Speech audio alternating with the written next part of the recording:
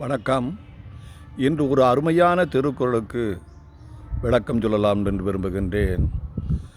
செல்வத்துள் செல்வம் செவிச்செல்வம், அச்செல்வம் செல்வத்துள் எல்லாம் தலை.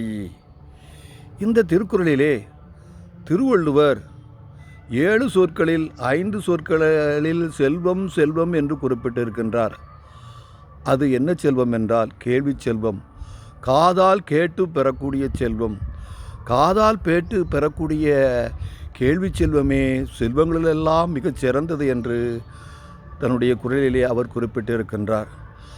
அந்த செவிச்செல்வமானது நம்ம எல்லோரும் நம் முன்னோர்கள் எல்லாம் சொல்லுகின்ற 16 பெற்று பெருவாழ்வு வாழ்க என்று சொல்வார்களே, அந்த 16 செல்வங்களில் ஒன்றாக இருக்குமோ என்று எண்ணி அதை தேடி பார்க்கையில் அந்த செல்வம், அந்த கேள்வி செல்வம் அந்த 16 செல்வங்களில் ஒன்றாக இல்லை. அப்போ வேறு எந்த செல்வத்தை அவர் குறிப்பிடுகின்றார் என்று எண்ணி பார்க்கையில் என்னுடைய சிந்தனையில் தோன்றிய ஒரு கருத்து, ஐம்புலங்கள் மூலமாக பெறக்கூடிய அறிவு, மெய்யினால் பெறக்கூடிய அறிவு, வாயினால் பெறக்கூடிய அறிவு சுவை அறிவு, மூக்கினால் பெறக்கூடிய முகரும் அறிவு, கண்ணினால் பெறக்கூடிய அறிவு, காதினால் கேட்கக்கூடிய அறிவு. இந்த 5 அறிவுகளுள் மிகச்சிறந்தது காதால் கேட்டு அறியக்கூடிய கேள்வி செல்வமே.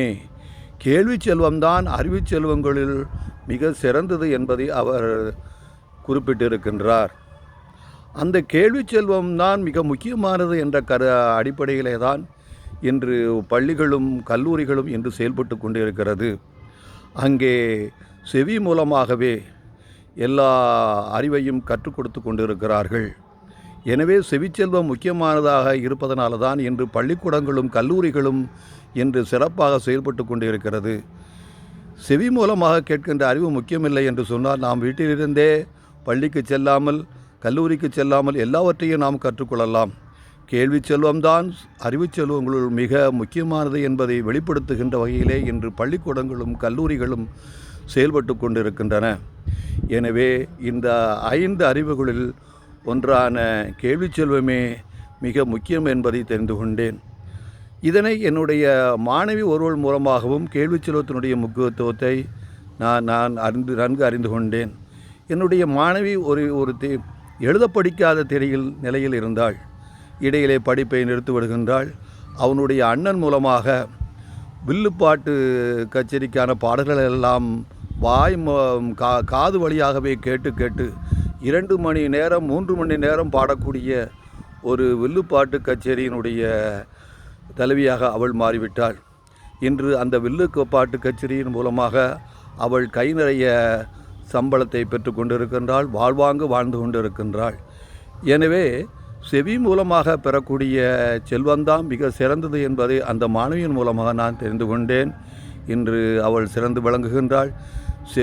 நாம் எல்லா செல்வங்களிலும் மிக சிறந்தது கேள்வி செல்வமே.